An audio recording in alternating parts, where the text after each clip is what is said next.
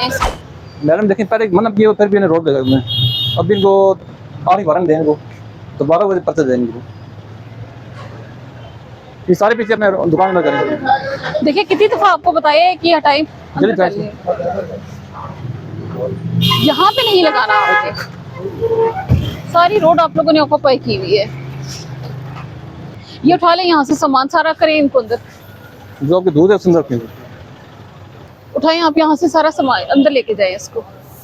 जो दुकान है पीछे दुकान पे गए।